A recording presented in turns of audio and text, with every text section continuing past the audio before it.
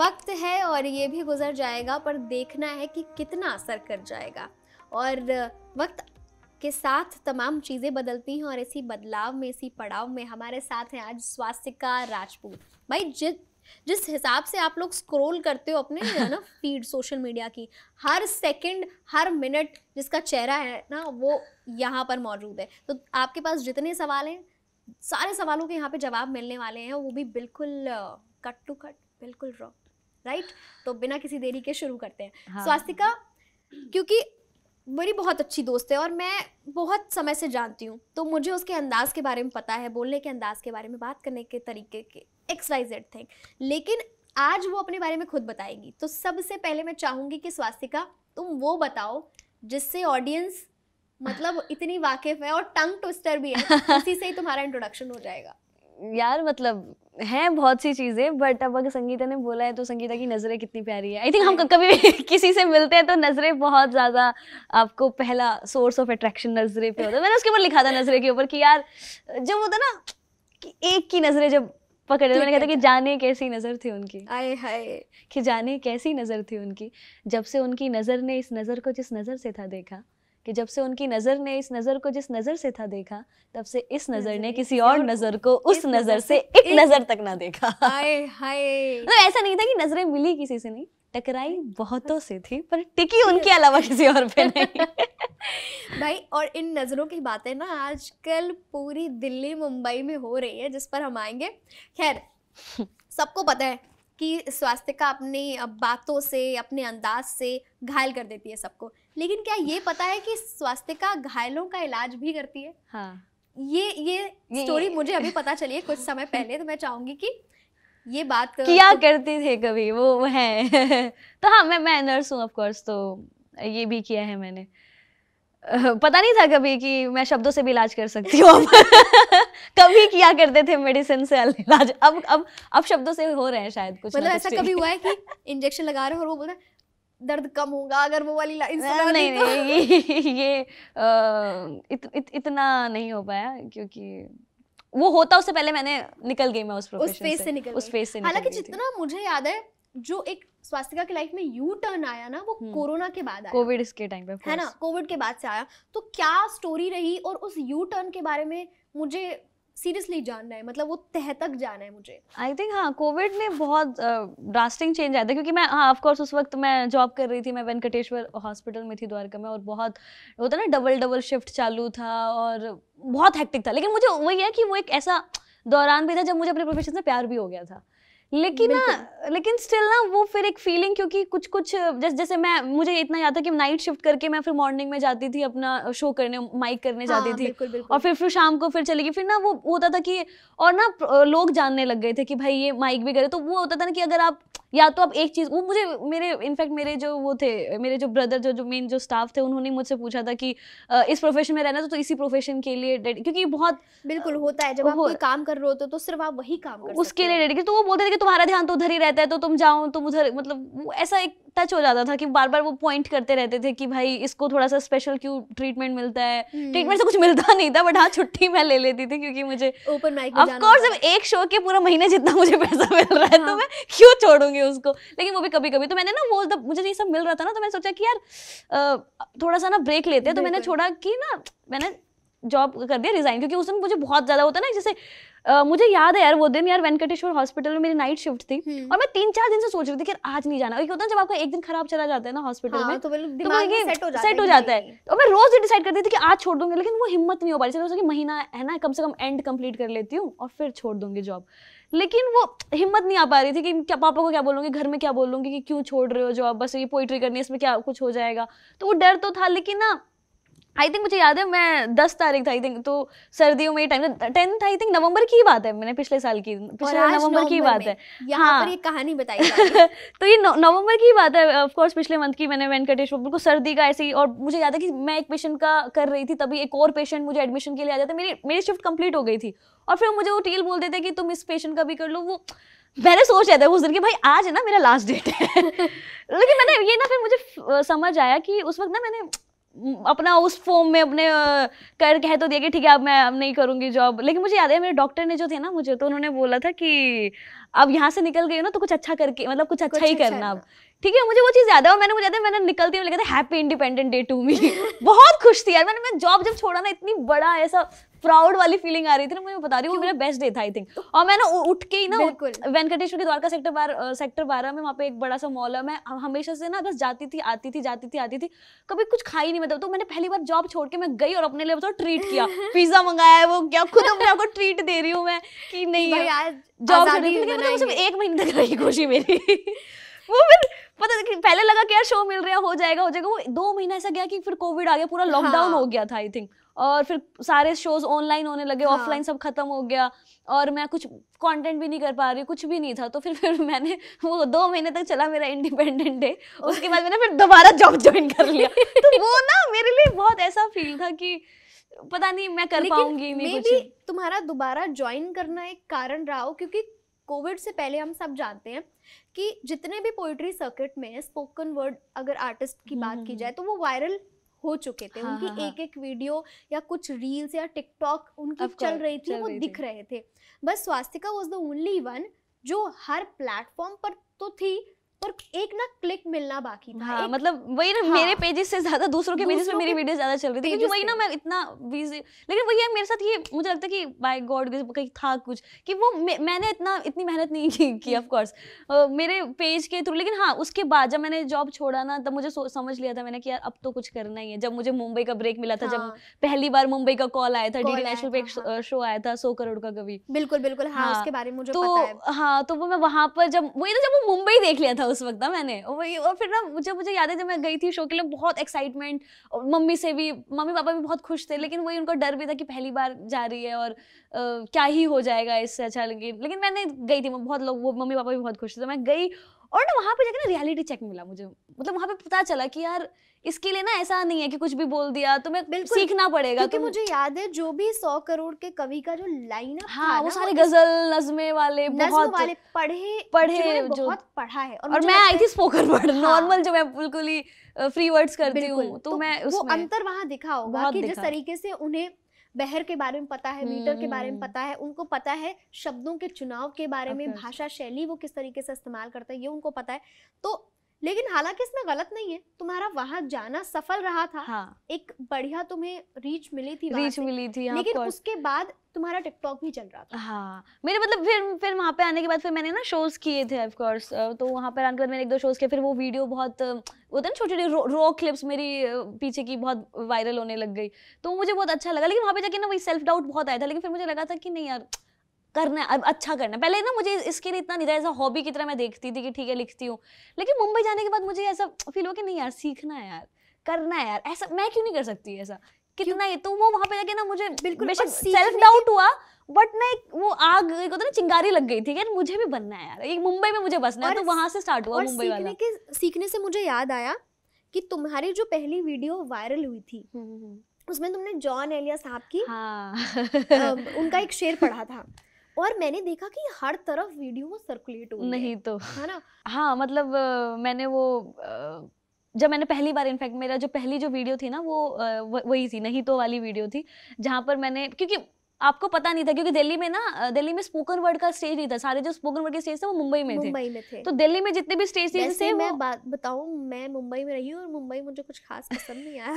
मुझे पसंद देख लो वो बात अलग है कि एक तरफा मोहब्बत है मेरा मुंबई के साथ, लेकिन हो जाएगी उसको भी मोहब्बत, मुझे यकीन है आई थिंक, है ना। तो जब जैसे दिल्ली मुंबई की बात चलेगी तो मैं तो हमेशा दिल्ली वाली साइड, मैं भी दिल्ली की साइड हूँ, ऐसा कुछ नहीं है, दिल्ली दिल है मेरा यार, लेकिन वही है मुंबई को, अब देख लो मुंबई को घर बनाना है यार अब। तो वो है अब कि मुंबई को, क्योंकि ऑफ कोर्स आई नो बहुत स्ट्रगल है, बट जब आप रहते हो ना, मैंने घर बनाया, मैंने यार वहाँ पे अपना घर सजा रही हूँ, मैं वहाँ पे रह रही हूँ, मुझे पता बहुत मुश्किल है मुंबई में रहना, मुंबई बिल्कुल आसान नहीं है। और मैं पूछने वाली थी भाई, 3 दिन तक हम लोग ब्रेड बटर मैगी पे ही चल रहे हैं, तो भाई बहुत रियलिटी चेक मिलता रहता है, बहुत ज्यादा एग्जिस्टेंशियल क्राइसिस आता रहता है, क्योंकि जॉब एक स्टेबिलिटी होती है। जॉब छोड़ने के बाद अपना पैशन परस्यू कर रहे हो, फुल टाइम परस्यू कर रहे हो, तो वो कितना टफ है। और मुंबई जाने का जो पूरा डिसीजन था वो कितना चेंज लाया तुम्हारी लाइफ में, इसके बारे में, क्योंकि ये कहीं ना कहीं लोगों को भी पता चलेगा। मतलब ये मैं ऐसा नहीं कह रही हूँ कि आप सब कुछ छोड़ के मुंबई चले जाओ तो आप एकदम स्टार बन जाओगे, क्योंकि रियलिटी चेक तुम्हें स्वास्थ्य का देगी अभी कि मुंबई का सपना देखना आसान है, हाँ, लेकिन मुंबई सपने जैसा ही है, सपने जैसा ही और है, of लंबे course. समय तक रहता है जब तक आपको एक बहुत बड़ा मौका नहीं मिल जाता, बड़ा मंच या बड़ा प्रोजेक्ट नहीं मिल जाता है। तो मैं वही सबसे पहले भटकते जर्नी रहते के हैं। बारे में जानना चाहूंगी कि डिसीजन कैसे बना, गई कैसे, और वहाँ का जो एक्सपीरियंस रहा वो कैसा रहा? पता ही है आपको जैसे तो क्योंकि या मैंने पहली बार टेप टेल पे परफॉर्म किया था, बिल्कुल। और आई थिंक जब मैंने जॉब छोड़ी थी ना, 1 महीने बाद ही ना मैंने मतलब डिसाइड किया था कि मैं ना थोड़ा सा इस पे मैं फोकस करूंगी, बट मेरे पास कहानी थी नहीं, बट मुझे था टेपर टेल करना सपना। आई थिंक मैंने ना हॉस्टल से ही देखा था जब मुझे पहली बार मोहब्बत हुई थी ना। एग्जैक्टली, वो पहला ऐसा प्लेटफॉर्म था, तो वो था कि मैंने ना, मैं सपने में engaging था। सोचती थी यार कि मैं एक बार तो टेपर टेल पे ना अपना एक बार करना है परफॉर्म, तो लेकिन वो मुझे पता नहीं था लेकिन कि तुमने ये सिर्फ वाली perform- स्टोरी होगी। तुमने परफॉर्म नहीं किया, तुमने 600 लोगों की स्टैंडिंग ओवेशन ली मुझे है मिला भाई। था उस शो में पहली, और वो भाई वो फीलिंग अलग थी यार संगीता, मतलब मैं बता सकती हूँ मुझे उस दिन स्टेज से प्यार, उस दिन होता ना कि यार ऐसा था कि है मैं एग्जिस्ट करती हूँ, ऐसा मुझे फील हुआ। लेकिन वही है कि बहुत चेंजेस आ गए थे क्योंकि वो मेरी कम आउट वीडियो थी ऑफ कोर्स। मैंने उसमें मैंने अपनी पहली मोहब्बत के बारे में बताया था कि कैसे मैंने उनको एक लड़की से मोहब्बत हुई थी मुझे। बिल्कुल, बिल्कुल। तो वो बहुत ज़्यादा आसान नहीं था मेरे लिए, ऑफ कोर्स 4 साल मुझे खुद भी लगे एक्सेप्ट करने में, और उसके बाद मेरी फैमिली को भी नहीं पता था तब हाँ, तक। मुझे याद है कि मम्मी ने भी शायद एक रात पहले ही उनको वीडियो को पता चला कि मैंने ये किया। मम्मी ने बस देखा था कि चलो इसको लड़के को स्टैंडिंग ओवेशन मिला है, कुछ अच्छा लिखा है, कुछ किया है। मम्मी को ये नहीं पता, पूरी वीडियो में अंदाजा नहीं था कि आखिर बात क्या हो रही है, होने वाली है। तो वो भाई मुझे याद है अगले दिन टेपर टेल की वीडियो आने वाली थी और मेरे में हिम्मत नहीं था। मैं याद है कि हम शायद मिले भी थे, मैं अपने पूरे पोएट्री सर्किट में पता था कि तुम वीडियो रिलीज कर रही हो, नहीं कर रही हो, क्या कर रही हो। मेरे में कुछ हिम्मत नहीं कि मैं क्या क्यों करूंगी। ऊपर से जिसके लिए वीडियो थी, जिस प्यार के लिए वीडियो थी, वो भी नहीं चाहते थे कि ये वीडियो निकले। तो वो मेरे लिए ना बहुत बिल्कुल आसान डिसीजन नहीं था मेरे लिए, लेकिन ये था कि यार ये मुझे खुद के लिए करना है। मैंने हमेशा तो खुद दूसरों के लिए ही जिया। मैं मतलब एक होता ना पहली बार आप खुद के लिए, माँ बाप के लिए नर्सिंग ज्वाइन कर ली, फिर उसके बाद वो उसी जॉब फिर प्यार की वजह से मैंने फिर स्टेज से, मतलब इनफैक्ट सच में बता रही हूँ कि जब मुझे उनसे मोहब्बत, तो मुझे इतना तो पता चल गया था कुछ अलग करना पड़ेगा। ऐसा नॉर्मल चीज़ों से ना उसको नहीं पा सकते, क्योंकि एक होता है ना कि आपको कुछ करना ही पड़ेगा लाइफ में, क्योंकि वो था। तो मैंने ना इनफैक्ट मुझे स्टेज से मोहब्बत भी इसलिए हुई थी क्योंकि मैं उनके लिए लिख रही थी, ऑफ कोर्स लिख रही थी। और फिर जब ये, और जहाँ तक मुझे पता है अधिकतर कविताएं या शेर जो तुम्हारी डायरी से बाहर गए हैं वो उसी शख्स के लिए, उसी शख्स के लिए, ऑफ कोर्स बहुत, आपको ज़्यादा से बहुत ज़्यादा उन्हीं के लिए। लेकिन ना वही तो था। तो अब आपको ये पता है कि इस वीडियो के बाद, एक तो फैमिली को भी नहीं पता, मैंने सीधा स्टेज पे ही कम आउट किया था।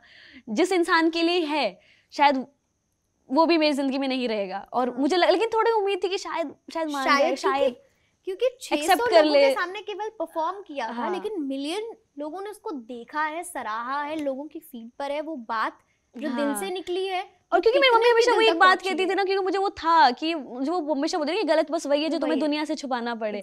तो मुझे था कि यार मुझे एक दिन तो करना है। तो वो मैंने फिर वीडियो आई, कम आउट किया, उसके अगले दिन ही मैंने मुंबई की टिकट कटवा ली थी, क्योंकि पता था घर में नहीं रह पाऊंगी मैं, क्योंकि वो सब कोई नहीं फेस कैसे करूंगी। क्योंकि मुझे याद है वो भाई, मम्मी को रात भर नींद नहीं आई थी उस दिन, और वो रात भर रोती रही थी। मेरे सामने भी नहीं, उन्होंने खुल के भी नहीं बात की, और हम दोनों में ना वो कन्वर्सेशन ही नहीं हुई, ठीक से बातचीत ही नहीं हुई दोनों में। स्वास्तिका पता है मुझे क्या लगता है, हमेशा भाग जाते हो, मेरे में आदत रही है भाग जाने की। और स्वास्तिका मुझे ये लगता है कि हमारी सोसाइटी में ना लोगों को डिफरेंस ही नहीं पता है, लोगों को अभी कॉन्टेक्स्ट ही नहीं पता है, उनको इसलिए समझ नहीं आता है, वो इसलिए हम लोगों को समझना नहीं चाहते हैं क्योंकि उनको पता ही नहीं है ये चीजें। इन शॉर्ट उनको पता ही नहीं है कि क्या है, कि क्यों है। एग्जिस्ट भी। और वो वही होता है ना कि वो सबका एक सपना होता है भाई, मम्मी पापा का कि कन्यादान करना है। हाँ, एकदम से टूट गया।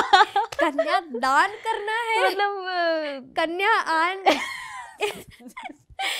ऐसा होना है कि एक लड़की लक्ष्मी होती है, 2 लड़कियां महालक्ष्मी होती है। ये चीज जो है ना वो बतानी है, समझानी है। नहीं यार वो, हाँ वो ऑफ कोर्स, अभी मैं हंस रही हूँ, मुझे याद है, और मुझे याद है कि वो पूरा मुझे पता है तुम रोई थी स्टेज भाई पर। स्टेज पे मेरी आंखें नम थी। मैंने महीना, मम्मी का जब कॉल आता तो मुझे डर लगता है मैं कैसे उनको फेस करूँ, कैसे समझाऊँ मैं उनको ये चीज़ ना। बिल्कुल। और फिर भाई उसके अगले दिन मेरे जिस डीपी को मैं जूम किया करके देखा करती थी वो वाइट में कन्वर्ट हो गई थी, ब्लॉक हो गया हो गई थी मैं हर जगह से। आई थिंक यही सच्ची मोहब्बत है, जब तक ब्लॉक ना किया जाए ना हाँ तब तक लेकिन तो वही था, सफल नहीं है। मुझे याद है, लेकिन पता है इनफैक्ट मैं ये नहीं बोलूंगी कि गलती उनकी कोई, मतलब ये मेरा डिसीजन था ऑफ कोर्स, ये मैंने पहली बार खुद के लिए किया।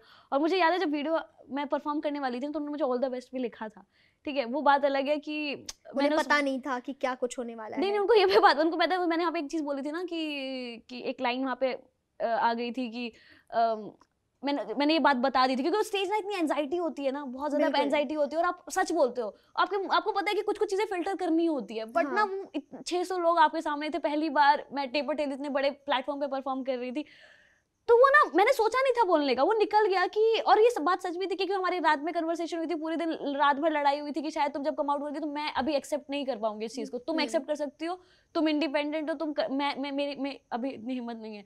तुम पता नहीं वो स्टेज पे मेरी बात ये निकल गई थी कि उन्होंने यही बोला था कि अगर तुम करती हो तो हम कभी एक साथ तो कभी नहीं रह सकते, और वो बात स्टेज पे निकल गई मेरी, और वो बात उनको बहुत हर्ट की कि तुमने, मतलब हम दोनों के बीच में कि ऐसा नहीं होगा और ऐसा हो गया, हम दोनों के बीच में कुछ बातें हमारी नहीं है क्या, तुम्हारे लिए सब वही है, स्टेज ही है सब कुछ, तो वो था मुझे, लेकिन गिल्ट भी ऑफ कोर्स, लेकिन माहौल को हल्का करते हैं, आई थिंक टॉपिक चेंज करते हैं, बहुत हो गया। खैर अब मुंबई की बात करते हैं। भैया मुंबई पैसे वालों का शहर है, तो पैसे वालों के शहर में पैसा कमाना कितनी बड़ी जद्दोजहद है।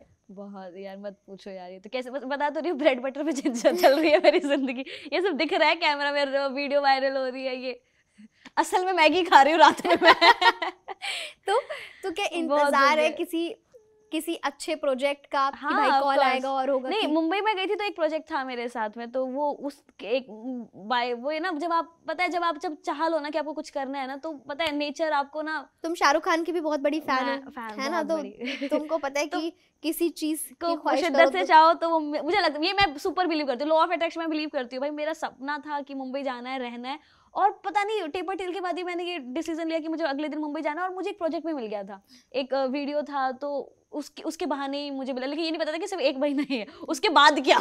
लेकिन ये था कि धीरे धीरे ना वही ना, आप पहला कदम आपको उठाना होता है, वो पहली बार थोड़ा सा मुश्किल होता है, लेकिन ना एक बार आप उठा लो ना तो दरवाजे खुलते रहते हैं, मुझे लगता है कि। अच्छा, स्वास्तिका ने पहले लिखना कब शुरू किया? सबसे पहला जो लिखा, या कोई मिसरा आया होगा, या फिर कोई शेर आया होगा, या कोई कविता? शेर कुछ नहीं आया था, मैं बताऊं, मुझे याद है क्या लिखा था सबसे पहले? 9th क्लास में मैं थी, और ये मेरी मम्मी लिखती है ऑफ कोर्स, तो मेरी मम्मी को बहुत लिखने का शौक था, और 9th क्लास की बात है, आई थिंक दिल्ली में जब वो केस हुआ था, दामिनी केस हुआ था, एंड मुझे याद है कि हम लोग स्कूल में ना सारी टीचर्स बात कर रही थी, कुछ बातें चल रही थी कि ऐसा चीज़ें हुआ, और मैं घर पे गई तो मैंने पूछा मम्मी कि मतलब इस केस में ऐसा क्या था ना, कि मतलब ऐसा क्यों इतना, तो मम्मी ने मुझे ना पूरा एक्सप्लेन किया था, एक चीज़ बताई थी मुझे कि क्या हुआ, ऐसा हुआ, और मुझे बहुत, मतलब होता ना कि पहली बार जब भर जाती है चीजें, हाँ, मुझे बहुत वो हिट हुई थी, उपाय होता है कि आपको मैंने लिखा, और मुझे याद है मैंने 4 पेज का लिखा, कुछ अच्छा सा, मैंने पूरा सोसाइटी के ऊपर ऐसा करते हुए मैंने लिखा था 4 पेज का, पर उस समय ये नहीं पता था कि कविता है, कहानी है, गजल है, नज़्म है, स्पोकन वर्ड टाइप में मैंने पूरा लिखा था, रिदम थोड़ा बीच में था, और फिर मम्मी ने इसको पढ़ा,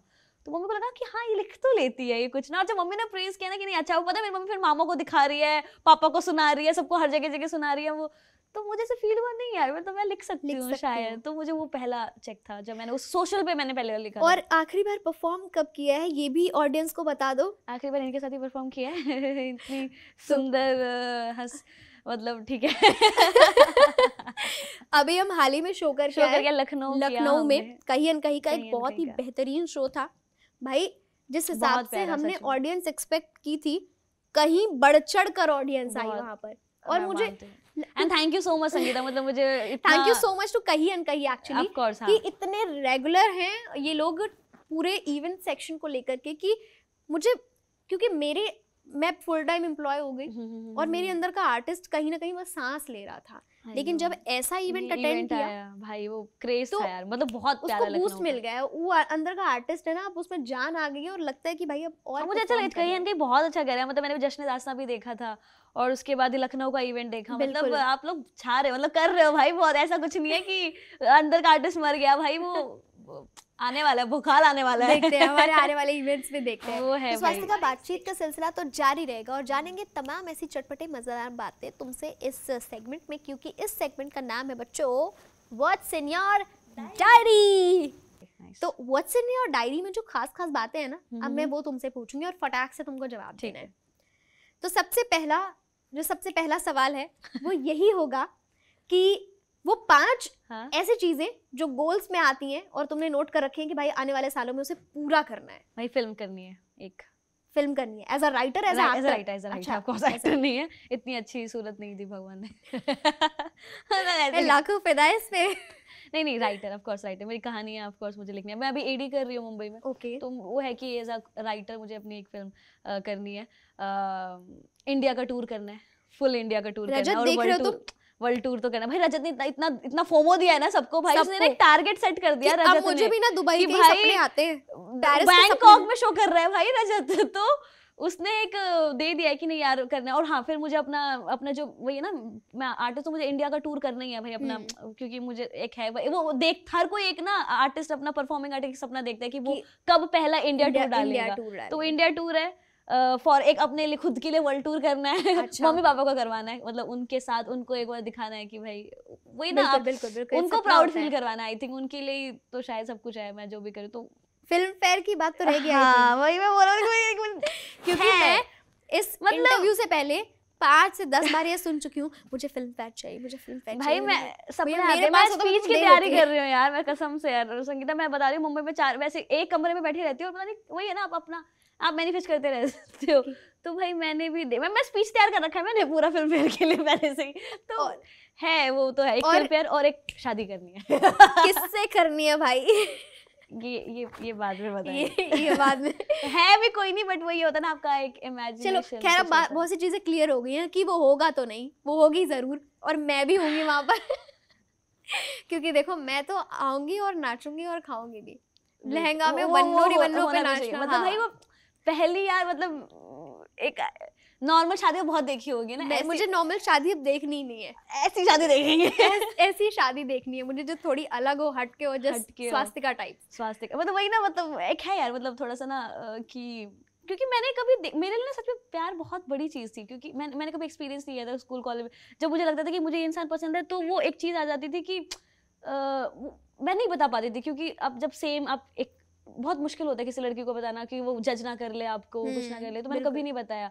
और मुझे याद है जब मैंने किसी को पहली बार कन्फ्रंट किया था, वही कश्मीरी गेट के सामने, और वो पहली बार जब एक्सेप्टेंस आया ना, मतलब मैं बता नहीं सकती कि वो क्या फीलिंग थी, मतलब क्योंकि बहुत मुश्किल होता है यार, हम अपने दिल की कोई भी बात हो, नॉर्मल बात भी हो ना, किसी से कहने जाते तो 4 बार फिल्टर लगा के सोचते हैं। फिल्टर को करते हैं। कोई भी हो, भाई बहन कोई भी हो सकता है, एम्प्लॉय हमारा, कुछ भी हो सकता है हमारा।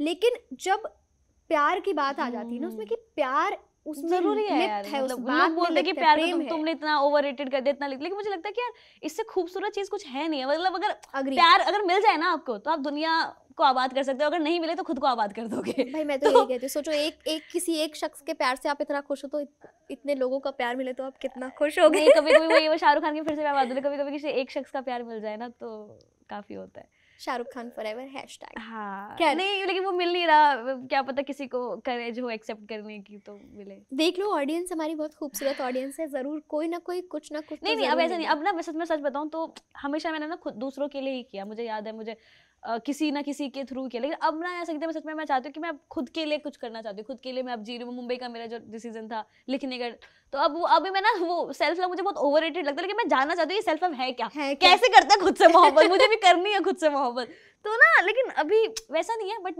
मैं खुद के साथ, लेकिन मुझे अब अच्छा लगता है, सॉलिट्यूड ना कहीं मुझे पसंद आ गया। तो मुझे लगता है कि अब वो जो पहले था ना कि कोई चाहिए जिंदगी में, कोई चाहिए, वो थोड़ा सा अब शांत हो गया है। वो शायद मुझे लिखने में वो सारा जो प्यार है, जो प्यार की परिभाषा है, वो लिखने तक। अब वो स्टेज से प्यार हो गया यार, मुझे स्टेज में मुझे अब घर दिखता है यार। जब स्टेज पे होता है लगता है कि हाँ मैं जिंदा हूँ, तो वो फीलिंग आती है। ये होना भी चाहिए, ये आर्टिस्ट के लिए बहुत जरूरी है। तो मुझे नहीं लगता कि अब स्टेज से अभी पहला प्यार तो मेरा अब स्टेज ही होगा, क्योंकि भाई उसने मुझे नाम दिया, उसने मुझे एक्सेप्ट किया है, वहां पे मैं वल्नरेबल हो सकती हूं, पहली चीज वहां से निकली है।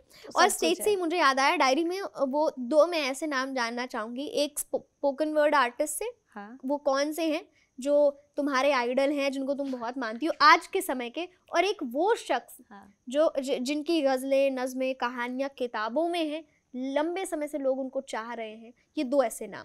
स्पोकन वर्ड में सबको पता ही है, मतलब मेरे तो फेवरेट, जिसकी वजह से मैंने आई थिंक स्टेज के लिए मुझे क्रेविंग स्टार्ट हो गई थी कि भाई ऐसा माइक पकड़ के कुछ चीजें होती है बोलना, तो वो याया भूट वाला ऑफ कोर्स, क्योंकि याया भूट वाला हो तुम चाम था भाई, उनको देखकर जो लगा था स्पोकन वर्ड को कहीं ना कहीं वायरल होने वाला जो ट्रेंड आया ना, तो वो वहीं से शुरू हुआ। मतलब उन्होंने बताया कि भाई स्पोकन वर्ड में भी इतना है भाई, इतनी कैपेसिटी है कि भाई आप लोगों का दिल जीत सकते हो, और इतना आई थिंक कितने सारे लोग अब तो भाई, जब इतने सारे लोग आते हैं, सोचो ना हमारे शहर में जब 500 600 लोग आ रहे हैं, तो कुछ तो है ना यार उस चीज में, तो और वो था। और उसके बाद हाँ, जिसके बिल्कुल इंस्पायर किया तो वही ऑफ कोर्स, पहले तो मैंने जॉन एलिया जिनकी नहीं तो तुमने एक शेर पढ़ा और तुम वायरल हो गई। हाँ बहुत ज्यादा, तो वो जॉन एलिया साहब, फिर साहिल लोधियानवी मेरे फेवरेट हैं, एंड मैंने मिर्जा गालिब की ना मूवी देखी थी, वो फुल मूवी, और तो भाई उसके बाद तो मैंने ऐसे दिल्ली की मैं गलियों में घूम रही हूँ मिर्जा गालिब की, क्योंकि उसमें ऑथेंटिक लव स्टोरी है भाई, उसमें उनके हर एक जो भी वो लिखकर उन्होंने रखा है वो अमर है। मतलब उनसे ना उनको उनकी मूवी देखने के बाद ना मुझे सच में, मुझे ना गजल्स के लिए एक होता है ना, एक स्टार्ट हो गया कि भाई मुझे सीखना है इसे, ये क्या है, ये चीज कैसे है, और ना एक होता है ना बहुत प्योर, मुझे मतलब बहुत अच्छा लगा, मतलब उसको मतलब जब आप पढ़ते हो ना, जब याद आप जब मूवी देखोगे ना, आपको फील आता है कि यार मुझे जितनी भी बेचैनी होती है ना, पता नहीं क्या सुनने से ना वो कम हो जाती है, एक सुकून सा मिलने लग जाता है, वो जैसे सूफी सॉन्ग सुन के बिल्कुल लगता है, तो मुझे वो चीज। चलो इसी बात में प्रमोट कर देती हूँ, हमारे आने वाला इवेंट जो है ना, ये प्योर सूफी बेस्ड है। बैठक, जिसका नाम है बैठक, तुमने सुना ही होगा। तो बैठक में हम सूफी बेसिकली रखते हैं, जिसमें म्यूजिकल नाइट होता है, वो सूफी म्यूजिकल नाइट। आप लोग डिटेल्स मेंशन कर दूंगी, आप लोग आइए। खैर, जैसे तुमने कहा कि तुम्हें राइटर, एज अ राइटर तुम खुद को देखती हो आने वाले समय में, तो कौन सा एक्टर है, सुपरस्टार कह लो, जिसके लिए तुम फिल्म लिखना चाहोगी? आई थिंक मुझे लगता है कि हमारे फेवरेट, मतलब तमाशा से हम लोग बहुत ज्यादा रिलेट करते हैं, क्योंकि वो ना आजकल की स्टोरी है, आजकल की स्टोरी है ऑफ कोर्स। तो हाँ, मैंने एक लिखी थी, जो मैंने एक जोकर, एक रोमांटिक स्टोरी मैंने अपने 10th क्लास में एक लिखी थी। तो मैंने हमेशा, जब मैंने वो बर्फी देखी थी, मैं बर्फी के बाद जो मैं रणबीर कपूर की जो फैन हुई थी ना यार, तो रणबीर कपूर ही मेन कैरेक्टर मुझे लगता है, लेकिन फिर मेरे इरफान खान थे यार, लेकिन अब वही उनके साथ, अब तो मैं उनको मिल भी नहीं हूँ, तो मुझे बहुत वो है जो उनकी इरफान खान लिखनी थी, कि उनके लिए उनके साथ काम करना था, उनके लिए लिखना था। बट अभी मुझे रणबीर कपूर एंड ये राजकुमार राव मुझे बहुत अच्छे लगते हैं, और विकी कौशल, और एक ऐसी जर्नी जिसने स्वास्तिका को बहुत कुछ सिखा दिया, बहुत कुछ सिखा दिया। मैं बताती हूँ, यही ना रिजेक्शन एंड फेलियर, जितने मैंने शो पे, जो मैंने क्या बोलते हैं, मैं नहीं बोलूँगी मेरे हर शो, कोई भी मैंने एक हिट दिया था, मुझे याद है टेपर टेल का, मैंने बहुत सारे फ्लॉप किए हैं, बॉम्ब किए हैं, लेकिन ना पता नहीं क्यों मुझे ऐसा लगता है कि ना, ये मुझे याद है जब मैंने टेपर टेल का हिट किया था ना, जब वो हुआ था, तो मुझे ऐसा लगा था कि यार बस अब हो गया मेरा खत्म। लेकिन जब मैं फेलियर जब करती हूँ ना, जब मैं बार बार बॉम्ब कर देती हूँ या फ्लॉप कर देती हूँ, मुझे ना बहुत वो रहता है कि यार अब दोबारा करना, प्रूफ करना, मुझे वो चीज अच्छी लगती है कि यार आपने जब फेलियर को नहीं चखा ना, तो आप कभी सक्सेस को कभी चख ही नहीं सकते। ग्रेट। तो बहुत वो चीज है कि मुझे अब ये है कि मुझे ना इतना मैंने बॉम्ब किया है स्टेज पे, तो मुझे अब फेलियर से डर नहीं लगता। इससे बड़ी बात क्या हो सकती है ना, कि भाई अब आपको फेलियर से डर नहीं लग रहा, क्योंकि वही चीज तो आपको छुपा देते ना। ऑफ कोर्स नाइटमेयर्स आते हैं मुंबई में, अब जब अकेले 4 दीवारी कमरे में आप पूरा दिन बिताते हो, नहीं रहा जाता, ऑफ कोर्स काटती है दीवारें। मतलब तुम्हारे पास स्टोरी है एक बताने के लिए, स्वास्थ्य, कि तुमने वड़ा पाव मैगी खा के 4 दीवारियों के अंदर तुमने एक बड़े फिल्मकार के साथ काम किया, बड़े अभिनेता के लिए मतलब लिखनी तो है, जरूर ऐसा होगा एक दिन, क्योंकि हम सब जानते हैं कि स्वास्तिका में जो एक चीज है, वो है सबसे पहले उसकी मुस्कुराहट। मुझे लगता है कि स्वास्तिका की आंखें हंसती हैं और स्वास्तिका के होंठ धड़कते हैं, क्योंकि ये बहुत इस तरीके की जो खूबसूरती है ना, वो लंबे समय तक चलती है। जैसे कि कंसिस्टेंसी भी कुछ ऐसी ही है।